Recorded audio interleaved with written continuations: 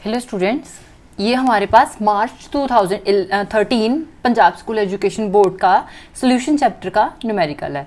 तो हम स्टेटमेंट देखते हैं। स्टेटमेंट क्या कह रही है? अ सोल्यूशन ऑफ ग्लिसरॉल, ठीक है, ग्लिसरॉल का हमें फॉर्मूला दिया हुआ है C3H8O3 इन वाटर। मतलब हमारे पास जो ग्लिसरॉल है ये क्या है? ये हमारे पास सॉल्यूट है, तो इसको हम बी कंपोनेंट अज्यूम कर लेंगे।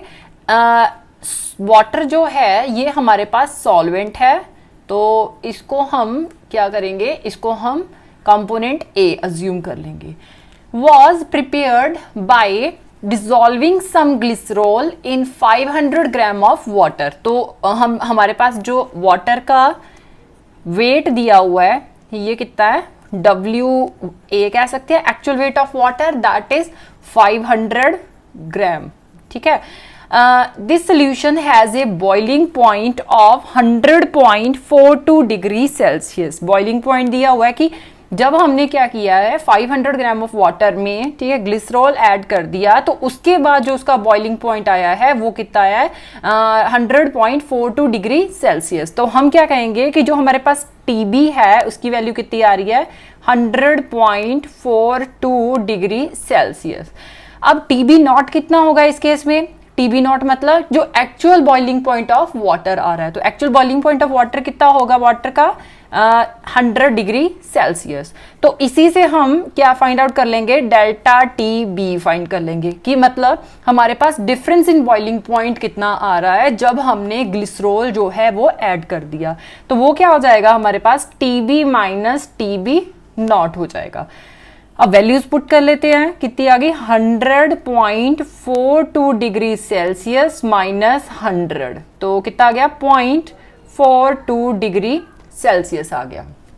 ओके, ये हमारे पास TB नॉट की वैल्यू आ गई। अब फाइंड आउट करने को क्या कह रहे हैं? कहते हैं what mass of glycerol was dissolved, मतलब कि हमें यहाँ पे WB जो है, एक्चुअल वेट ऑफ ग्लिसरॉल जो है वो फाइंड आउट करना है, जिसकी वजह से जो हमारे पास एलिवेशन इन बॉइलिंग पॉइंट है वो 0.42 डिग्री सेल्सियस आ रही है। ठीक है, तो KB की वैल्यू जो है, ठीक है, elevation in boiling point constant जो है वाटर के लिए वो हमारे पास कितना दिया हुआ है? 0.1512 केल्विन kg पर मोल। ये हमारे पास क्या दिया है? हमारे पास elevation in boiling point constant दिया है। तो फाइंड आउट हमें क्या करना है? हमें WB जो है वो फाइंड आउट करना है। तो इसके लिए हमारे पास फॉर्मूला क्या होता है? पहले हम बेसिक से स्टार्ट करेंगे। तो फॉर्मूला क्या आ जाएगा? Delta TB equal to KB into M। M क्या है यहाँ पे? M is molality of the solution. ठीक है, तो गाइज अब हम क्या देखेंगे? हमारे पास डेल्टा TB इक्वल टू क्या आ जाता है? KB into number of moles of solute into 1000 divided by हमारे पास जो total mass of the solvent आ रहा है। ठीक है, अब total mass of the solvent लिख लिया। अब हम क्या करेंगे? इसमें जो है नंबर ऑफ मोल्स जो है उनकी वैल्यूज पुट करेंगे। तो नंबर ऑफ मोल्स जो है NB हमारे पास क्या आ जाता है? Actual weight of the solute divided by molecular weight of solute. तो अब ये वैल्यू जो है हम NB की पुट करेंगे, तो क्या आ जाएगा? Delta TB equal to KB into WB divided by क्या होगा? MB into 1000 divided by WA। ये हमारे पास किसका है? ये हमारे पास मोलैलिटी जो है उसका फॉर्मूला आ गया। ये हमने मोलैलिटी का जो फॉर्मूला था वो हमने ले लिया, KB into WB into 1000 divided bye MB into जो हमारे पास एक्चुअल वेट ऑफ सॉल्वेंट आ रहा है वो। ठीक है, अब हमारे पास लास्ट स्टेप क्या है कि हमने ये वैल्यूज जो है ये पुट करनी है। तो पहले हम वैल्यूज पुट कर लेते हैं। डेल्टा TB की वैल्यू कितनी आ रही है? Delta TB equal to 0.42। ठीक है, अब आप इसको चाहे केल्विन में लो चाहे आप डिग्री सेल्सियस में लो, जो डेल्टा TB की वैल्यू है वो हमारे पास फिक्स आती है। ठीक है, क्योंकि अगर मैं केल्विन में लेती हूँ तो ऑब्वियस सी बात है कि पहले मैं ये जो 100.42 डिग्री सेल्सियस है इसमें क्या करूंगी? इसमें 273 प्लस करूंगी। ठीक है, फिर उसमें से 373 जो है वो मैं माइनस करूंगी, तो ऑब्वियस सी बात है मेरे पास जो डेल्टा TB की वैल्यू है वो कितनी आ जाएगी? वो मेरे पास 0.42 ही आ जाएगी।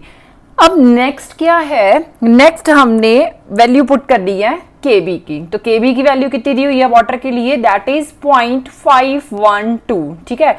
एक्चुअल वेट ऑफ सोल्यूट है वो हमने फाइंड आउट करना है, मतलब कि Wb जो है उसकी वैल्यू जो है वो फाइंड आउट की जाएगी, ठीक है, इनटू 1000 हो जाएगा, ठीक है, डिवाइडेड बाय, अब मोलर मास जो है, मोलर मास हमने देखना है कि हमारे पास इसका ग्लिसरॉल का मोलर मास जो है वो कितना दिया हुआ है। तो मोलर मास फाइंड आउट करने के लिए हम क्या करेंगे, हम इसी साइड पे एक छोटा सा मोलर मास फाइंड आउट कर लेंगे।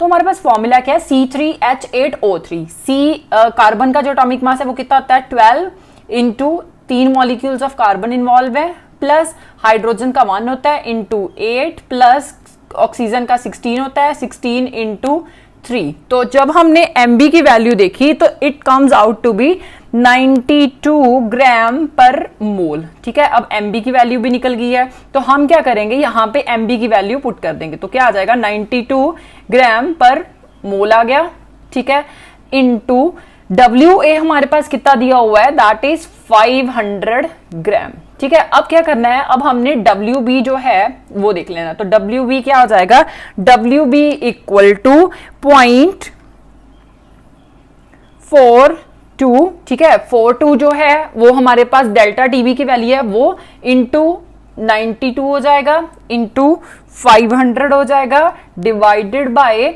0.512 आ जाएगा, इंटू 1000 आ जाएगा, ठीक है। अब आपने क्या किया, आपने सारी की सारी वैल्यूज जो है वो पुट कर दी हैं। अब नेक्स्ट क्या है कि जब हमने कैलकुलेशन करके देखा तो हमारे पास WB की वैल्यू कितनी आ रही है, दैट इज 19320। जब हमने ये ऊपर वाली वैल्यू जो है ये मल्टीप्लाई की, डिवाइडेड बाय 512, ठीक है। जब इसकी डिवीजन की इन दोनों की तो हमारे पास जो आंसर है वो आ रहा है 37.7 gram. Okay, this is your final answer. जब हमारे पास क्या है, जब हमारे पास 37.7 ग्राम ऑफ ग्लिसरॉल प्रेजेंट है, वो हमने किसमें 500 ग्राम ऑफ वाटर में डिसॉल्व किया है, तो उसका जो एलिवेशन इन बॉइलिंग पॉइंट है वो कितना रिपोर्ट हो रहा है, that is 0.42 degree Celsius. Okay.